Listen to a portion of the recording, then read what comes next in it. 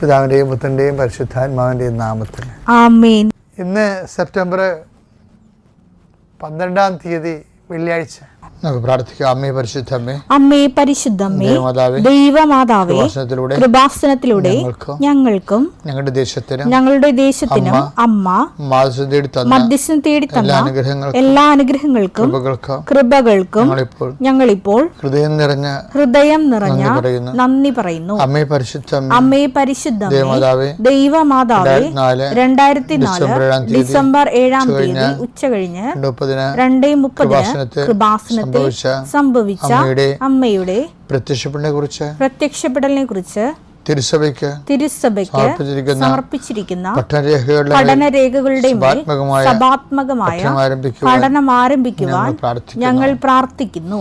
അമ്മേ പരിശുദ്ധമ്മേ, ഭൂസ്വർലോകങ്ങളുടെ രാജ്ഞിയായ അങ്ങേയ്ക്ക് ഭൗമസംരക്ഷണത്തിനായി പ്രപഞ്ചപ്രകൃതിയെ തന്നെ തിരുസഭ പ്രതിഷ്ഠിക്കുവാൻ ഈ പ്രത്യക്ഷീകരണം വഴി ഇടയാക്കണമേ. പരിശുദ്ധമ്മേ, ജപമാല മാതാവേ, സകല കൃപാസനം പ്രാർത്ഥനകളോടും ചേർത്ത് ഞങ്ങളിപ്പോൾ പ്രാർത്ഥിക്കുന്ന ഈ കുടുംബത്തിന്റെ പ്രത്യേക നിയോഗം. ഇന്നത്തെ നിയോഗം പറ മക്കളെ.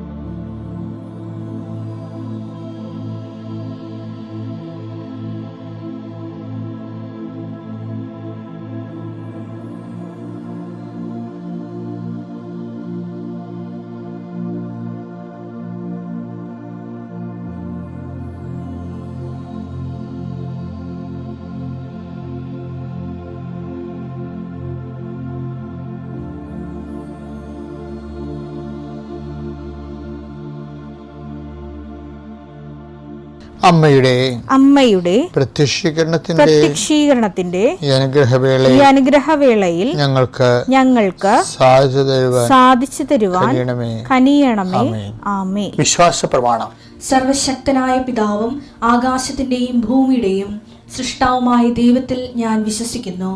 അവിടുത്തെ ഏകപുത്രനും ഞങ്ങളുടെ കർത്താവുമായ ഈശോ മിശിഹായിലും ഞാൻ വിശ്വസിക്കുന്നു. ഈ പുത്രൻ പരിശുദ്ധാത്മാവിനാൽ ഗർഭസ്ഥനായി കന്യകാമറിയത്തിൽ നിന്ന് പിറന്ന് പൊന്തിയോസ് പീലാത്തോസിന്റെ കാലത്ത് പീഡകൾ സഹിച്ച് കുരിശിൽ തറയ്ക്കപ്പെട്ട് മരിച്ച് അടക്കപ്പെട്ട് പാതാളങ്ങളിൽ ഇറങ്ങി മരിച്ചവരുടെ ഇടയിൽ നിന്ന് 3-ാം നാൾ ഉയർത്ത് സ്വർഗത്തിലേക്ക് എഴുന്നള്ളി സർവശക്തിയുള്ള പിതാവായ ദൈവത്തിന്റെ വലതുഭാഗത്തിരിക്കുന്നു. അവിടെ നിന്ന് ജീവിക്കുന്നവരെയും മരിച്ചവരെയും വിധിക്കുവാൻ വരുമെന്നും ഞാൻ വിശ്വസിക്കുന്നു. പരിശുദ്ധാത്മാവിലും ഞാൻ വിശ്വസിക്കുന്നു. വിശുദ്ധ കത്തോലിക്കാ സഭയിലും പുണ്യവാന്മാരുടെ ഐക്യത്തിലും പാപങ്ങളുടെ മോചനത്തിലും ശരീരത്തിന്റെ ഉയർപ്പിലും നിത്യമായ ജീവിതത്തിലും ഞാൻ വിശ്വസിക്കുന്നു. ആമേൻ. സ്വർഗ്ഗസ്ഥനായ ഞങ്ങളുടെ പിതാവേ, അങ്ങയുടെ നാമം പൂജിതമാകണമേ. അങ്ങയുടെ രാജ്യം വരണമേ. അങ്ങയുടെ തിരുമനസ് സ്വർഗത്തിലെ പോലെ ഭൂമിയിലും ആകണമേ. അന്നു വേണ്ടുന്ന ആഹാരം ഇന്ന് ഞങ്ങൾക്ക് തരണമേ. ഞങ്ങളോട് തെറ്റ് ചെയ്യുന്നവരോട് ഞങ്ങൾ ക്ഷമിക്കുന്നത് പോലെ ഞങ്ങളുടെ തെറ്റുകൾ ഞങ്ങളോടും ക്ഷമിക്കണമേ. ഞങ്ങളെ പ്രലോഭനത്തിൽ ഉൾപ്പെടുത്തരുതേ, തിന്മയിൽ ഞങ്ങൾ രക്ഷിക്കണമേ. ആമേൻ. നന്മ നിറഞ്ഞ മറിയമേ, സ്വസ്തി. കർത്താവ് അങ്ങയുടെ കൂടെ സ്ത്രീകളിൽ അങ്ങ് അനുഗ്രഹിക്കപ്പെട്ടവളാകുന്നു. അങ്ങയുടെ ഉദരത്തിൻ ഫലമായി ഈശോ അനുഗ്രഹിക്കപ്പെട്ടവനാകുന്നു. പരിശുദ്ധ മറിയമേ, തമ്പുരാന്റെ അമ്മേ, പാപികളായ ഞങ്ങൾക്ക് വേണ്ടി ഇപ്പോഴും ഞങ്ങളുടെ മരണസമയത്തും തമ്പുരാനോട് അപേക്ഷിക്കണമേ. ആമേൻ. കർത്താവേ, നിന്റെ ഉന്നതമായ നാമത്തിന് സ്വസ്ഥം ചെയ്യുന്നു. കർത്താവേ, നിന്റെ വിശുദ്ധ പൗരോഹിത്യത്തെ മഹത്വപ്പെടുത്തണമേ. കർത്താവേ, സഭയിലുള്ള സാന്നിധ്യം ദൃഢമാക്കണമേ. 39 വർഷം ഞാൻ അർപ്പിച്ച കുർബാനയുടെ യോഗ്യതയാൽ ഇന്ന് സഞ്ചരിക്കുന്ന എല്ലാവരെയും, ഇന്ന് ഈശോയെ ഭാരത്തൂക്കമുള്ള ഓരോ വിഷയങ്ങൾക്ക് വേണ്ടി വേദനിച്ച് നടക്കുന്നവരെ അങ്ങ് സന്ധിക്കണം. കർത്താവേ, സാമ്പത്തികമായ കടങ്ങളിലൂടെ പരിഹാരമില്ലാതെ നീങ്ങുന്നവരെയും ജപ്തി നടപടി നേരിടുന്നവരെയും കണ്ണുനീരിടെ അങ്ങയുടെ ദൃശ്യം സംബന്ധിച്ച് പ്രാർത്ഥിക്കണം. ഈശോയെ, കർത്താവേ, അങ്ങയുടെ മറുപടി ഉണ്ട് ഈശോയെ. അങ്ങ് വിചാരിച്ചാൽ മതി, ഒരു നിമിഷം വിചാരിച്ചാൽ മതി, അങ്ങയുടെ മക്കൾ രക്ഷപ്പെടും. എല്ലാവരും പറയണത് ഈ ഒരു ദുരന്തത്തിൽ നിന്ന് ഞാൻ രക്ഷപ്പെട്ട, ഞാൻ ദൈവത്തെ മറക്കാതെ ജീവിച്ചോളാമെന്ന് പറയുന്നുണ്ട് ഈശോയെ. അത് കേൾക്കണമേ എന്ന് പ്രാർത്ഥിക്കുന്നു. വിശ്വാസം തണുത്തു പോയവരെ, പ്രാർത്ഥനയില്ലാത്ത കുടുംബങ്ങളെ, അവരെല്ലാം കർത്താവെ എന്ത് ചെയ്യണമെന്ന് അറിയാൻ പാടില്ലാതെ പല സഭകളിൽ പ്രവർത്തിക്കുന്നവർ ഒരു വീട്ടിൽ നിൽക്കുകയും ആ വീട്ടിൽ ഇരുട്ടായി മാറുകയും ചെയ്യുന്ന അവസ്ഥയിൽ കർത്താവെ മനസ്സ് സംഘർഷം കൊണ്ട് ജീവിക്കുന്നുണ്ട് ഈശോയെ. ഒതുങ്ങിക്കൂടി ജീവിക്കുന്നുണ്ട് ഈശോയെ. ആരോടും പറയാതെ വഴക്കില്ലാതെ സഹിച്ച് ജീവിക്കുന്നുണ്ട് ഈശോയെ. നിശബ്ദ ദുരന്തമായിട്ട് കഴിയുന്നുണ്ട് ഈശോയെ. അവരെ എല്ലാം ലാസ്തൻ്റെ കുഴിമാടം സന്ദർശിച്ചതുപോലെ അത്ര ഹൃദയങ്ങളിൽ നിന്ന് സന്ദർശിക്കണമേ എന്ന് പരിശുദ്ധ കൃപാസനത്താരെ ജീവനോടെ പ്രത്യക്ഷപ്പെട്ട പരിശുദ്ധയുടെ മാധ്യസ്ഥയിൽ പ്രാർത്ഥിക്കുന്ന ഈശോയെ. വൈവാഹ തടസ്സമുള്ളവർ, കുഞ്ഞുങ്ങളില്ലാത്തവർ, ഭവനരഹിതർ, ജോലിയില്ലാത്തവർ, സാമ്പത്തിക കടങ്ങളാൽ സമാധാനമില്ലാത്ത കുടുംബങ്ങളെ ഇതെല്ലാം സന്ധിക്കാൻ വേണ്ടി യേശുവിന്റെ നാമത്തിൽ പ്രാർത്ഥിക്കുന്നു. ആമേൻ. നമ്മളെ കൃപാസനത്തിൽ ദൈവം നമുക്ക് നൽകിയ ഏറ്റവും വലിയ നിധി എന്ന് പറഞ്ഞാൽ എന്താണ്? ഉടമ്പടിയാണ്. ഉടമ്പടി വരാൻ കാരണം എന്ന് വെച്ച് കഴിഞ്ഞാൽ, എനിക്ക് അമ്മ എൻ്റെ 2015 മാതാവിൻ്റെ പ്രത്യക്ഷീകരണം സംഭവിച്ച് 10 കൊല്ലം കഴിഞ്ഞ്. അപ്പോൾ അതിന് അനുഭവങ്ങളൊക്കെ ഞാൻ നിന്നോട് നേരത്തെ പറഞ്ഞിട്ടുണ്ട്. അതിൻ്റെ ഭാഗമായിട്ട് ആ 10 കൊല്ലത്തേക്ക് ദൈവമേ ഒരു ചെറിയ പ്രാർത്ഥന ആൾക്കാർക്ക് കൊടുക്കാൻ ഒത്തെങ്കിൽ കൊള്ളാമായിരുന്നെന്ന് എൻ്റെ മനസ്സിൽ തമിഴ്നാട്ടിൽ വെച്ച് തോന്നിയപ്പോഴാണ് മാതാവ് പെട്ടെന്ന് തന്ന ഒരു പ്രാർത്ഥനയാണ്. എന്താണ്? അമ്മ ഈ ദശവത്സരത്തിൽ അമ്മ ആഗ്രഹിക്കുന്ന ഒരു കൃപാവര പദ്ധതി കൃപാസനത്തിലും ഞങ്ങളുടെ കുടുംബത്തിലും നിറവേറാൻ ഇടയാക്കണമേ. അങ്ങനെ ആ പ്രാർത്ഥന കിട്ടിക്കഴിഞ്ഞപ്പോൾ 10,000 ലീഫ്ലെറ്റുകൾ അടിച്ച് ആൾക്കാർക്ക് കൊടുത്തു പ്രാർത്ഥിക്കാൻ വേണ്ടി. അപ്പോൾ ദൈവത്തിന് തോന്നി മാതാവിൻ്റെ പ്രത്യക്ഷീകരണം 10,000 ലീഫ്ലെറ്റുകളും 10,000 ഒന്നുമില്ല അല്ലേ, അവർ 50,000 അടിച്ച് കാണും പല പ്രാവശ്യമായിട്ട്. അപ്പം അത് എൻ്റെ ഉദ്ദേശം എന്താണ്? മാതാവിൻ്റെ പ്രത്യക്ഷീകരണം അനുസ്മരിക്കാൻ വേണ്ടി അമ്മ ആഗ്രഹിക്കുന്ന കൃപാവര പദ്ധതി എന്നാണ്. ആ പ്രാർത്ഥന സത്യസന്ധമായതുകൊണ്ടാണ്. കാര്യം ഞാൻ ആ പ്രാർത്ഥന സത്യസന്ധമായ കാരണം എനിക്ക് ഐഡിയ ഒന്നും കിട്ടിയില്ല. എങ്ങനെയാണ് ഈ 10ാം കൊല്ലം കൊമമറേറ്റ് ചെയ്യണമെന്ന് അറിയത്തില്ലായിരുന്നു. ആ ചെയ്യണമെന്ന് അമ്മ പറയുകയും ചെയ്യുന്നുണ്ട് മനസ്സിൽ. അപ്പോൾ അമ്മ ആഗ്രഹിക്കുന്ന ഒരു കൃപാവര പദ്ധതി കൃപാസനത്തിലും ഞങ്ങളുടെ കുടുംബത്തിലും നിറവേറാൻ ഇടയാക്കണമേ. അത് മാത്രം പ്രാർത്ഥിച്ചതാണ്. അപ്പോഴാണ് 6 മാസം കഴിഞ്ഞപ്പോൾ ഉടമ്പടി അമ്മ തരണത്. അപ്പം ദൈവം തന്നുകൊണ്ടാണ് ഇത്ര കണ്ട് ഓണത്തിന് പോലും എന്തുമാത്രം മനുഷ്യരാവുന്ന ഉടമ്പടി എടുത്തത്. ഓണമായിട്ട് പോലും അത് ചില ആൾക്കാർക്ക് അനുഭവങ്ങളായിപ്പോയി.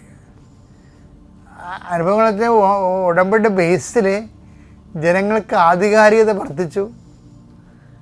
ദൈവത്തിന് സ്വന്തം ജനമാണെന്നാണെന്നുള്ള ഉടമസ്ഥ ബോധം വന്നു. ഉടമ്പടിയിലൂടെ ഒത്തിരി സംഭവം നടന്നിരിക്കുന്നത് ആധ്യാത്മിക ജീവിതത്തിൽ.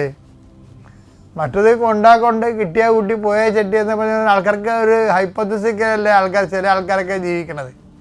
ഇതിപ്പോൾ അങ്ങനെയല്ലോ. ഇപ്പോൾ അവരതിനു വേണ്ടി അധ്വാനിക്കുന്നുണ്ട്. അതിനുവേണ്ടി അവരുടെ വിശ്വാസത്തെ അവർ പ്രവർത്തി കൊണ്ട് നീതീകരിക്കുന്നുണ്ട്. അപ്പം ജനങ്ങളുടെ ആധികാരികത കൂടി, അപ്പോൾ ദൈവത്തിൻ്റെ ഉടമസ്ഥാവകാശം കൂടി. അപ്പോൾ അതുകൊണ്ട് തന്നെ ഉടമ്പടി പെട്ടെന്ന് ഇങ്ങനെ എല്ലാവരിലും തന്നെ ദൈവിക ഇടപെടലുണ്ടാകുന്ന ഒരു അവസ്ഥ വന്നു. പക്ഷേ എപ്പോഴും നമ്മൾ ശ്രദ്ധിക്കേണ്ടത് ഈ മേജറായിട്ടുള്ള വിഷയങ്ങളായാൽ ദൈവം തന്നെയാണ് അത് ഉടമ്പടിയുടെ ഭാഗമാക്കി കളയും. ഇപ്പം നിത്യജീവൻ ഉടമ്പടിയല്ലേ. കുർബാന എന്തുകൊണ്ടാണ് ഉടമ്പടി പുതിയ ഉടമ്പടി എന്ന് പറയാൻ കാര്യം എന്താണ്? അതുകൊണ്ട് നേടാനുള്ള കാര്യം നിത്യജീവനായതുകൊണ്ടാണ് അതിനെ ഉടമ്പടിയിലാക്കിയത്. അതുപോലെ നമ്മുടെ ജീവിതത്തിലെ മേജർ സബ്ജക്റ്റുകളെല്ലാം ഉടമ്പടിയുടെ. ഇപ്പം എബ്രഹാം പെണ്ണ് കാണുന്നില്ലേ, പെണ്ണ് കാണാൻ വേണ്ടി ഭൃത്യരെ വിടുന്നില്ലേ. എബ്രഹാം പെണ്ണ് കാണാൻ അവൻ്റെ മകൻ ഇസഹാക്കിന് ഒരു ജീവിത പങ്കാളിയെ കാണാൻ വേണ്ടി ഭൃത്യനെ പറഞ്ഞു വിടുന്നതും അത് ആ വിഷയം സീരിയസ് ആയത് കാരണം അത് എബ്രഹാം അത് ഉടമ്പടിയായിട്ടാണ് വിടണത്, ഉടമ്പടി ചെയ്താൽ വിടണത്. ഉൽപ്പത്തി പുസ്തകത്തിന് 1:24 1 മുതൽ എടുത്തേ. അബ്രാഹത്തിന് പ്രായമേറെയായി. അബ്രാഹത്തിന് പ്രായമേറെയായി. കർത്താവ് എല്ലാ കാര്യങ്ങളിലും അവനെ അനുഗ്രഹിച്ചു. എബ്രാഹത്തിന് പ്രായമായെന്നും പറഞ്ഞാൽ തുടങ്ങണം. അത് വെച്ച് കഴിഞ്ഞാൽ എബ്രാഹത്തിന് ഇപ്പം പ്രായമായത് കൊണ്ട് നമ്മുടെ ജീവിതത്തിൽ നമ്മൾ ഇരിപ്പുകാരനായിപ്പോയി. നമ്മൾ ഇരിപ്പുകാരനായപ്പോൾ പിന്നെ ദൈവം ഇരിപ്പുകാരനായി പോയിട്ടില്ലേ? അത് എബ്രാഹത്തിന് പ്രായമായി. എബ്രാഹത്തിന് ഇനി മകന് വേണ്ടി പെണ്ണ് കാണാൻ പോകാനൊന്നും പറ്റാത്തൊരവസ്ഥയായി, പ്രായമേറെയായി. അപ്പം അതുകൊണ്ട് എന്ത് പറ്റി? ഭൃത്യനെ വിളിച്ചിട്ട് പറഞ്ഞു അത് ഉടമ്പടിയാക്കി കളഞ്ഞത്. അത് വായിച്ച ഭാഗം വായിച്ചേ. അവൻ തന്റെ എല്ലാ വസ്തുക്കളുടെയും മേൽനോട്ടക്കാരനും തന്റെ ഭവനത്തിലെ ഏറ്റവും പ്രായം കൂടിയവനുമായ വേലക്കാരനെ വിളിച്ചു പറഞ്ഞു, നിന്റെ കൈ എന്റെ തുടയുടെ കീഴെ വയ്ക്കുക. ഞാൻ പാർക്കുന്ന ഈ നാട്ടിലെ കാനാന്യരുടെ പെൺമക്കളിൽ നിന്ന് എന്റെ മകന് ഭാര്യയെ തിരഞ്ഞെടുക്കുകയില്ലെന്ന് ആകാശത്തിന്റെയും ഭൂമിയുടെയും ദൈവമായ കർത്താവിന്റെ നാമത്തിൽ നിന്നെ കൊണ്ട് ഞാൻ സത്യം ചെയ്യിക്കും.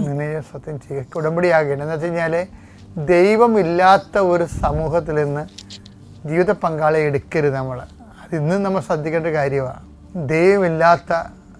ദൈവവിശ്വാസമില്ലാത്ത സത്യദൈവത്തെ വിശ്വസിക്കാത്ത ഒരാളെ കൊണ്ട് അയാളെ ജീവിത പങ്കാളിയായിട്ട് എടുക്കരുത്. അതോടുകൂടി നമ്മുടെ കൃപകളെല്ലാം ബ്ലോക്കായി പോകും. അതിനകത്ത് ദൈവത്തിൽ വിശ്വാസം ഉണ്ടാകണം.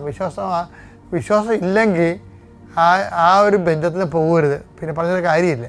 പറ, ഇപ്പം നിങ്ങൾ ഓർക്കും ഈ കാലമല്ലേ ജാതിയോ മതമോ ആര് നോക്കാനാണെന്നൊക്കെ ചോദിക്കും. നോക്കാത്തവനും നോക്കേണ്ട കാര്യമില്ല. കാര്യം അവൻ നോക്കിയിട്ടും കാര്യമില്ലാത്തതുകൊണ്ടാണ്. അവൻ നോക്കിയിട്ടും കാര്യമില്ല. അവന് ദൈവത്തെക്കുറിച്ചൊരു ഐഡിയ ഇല്ല.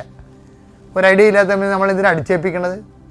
അവന് ഐഡിയ കിട്ടാനുള്ള സാഹചര്യത്തിൽ ദൈവം അവനെ ഒരു ക്രിസ്തീയ കുടുംബത്തിൽ ജനിപ്പിച്ചു.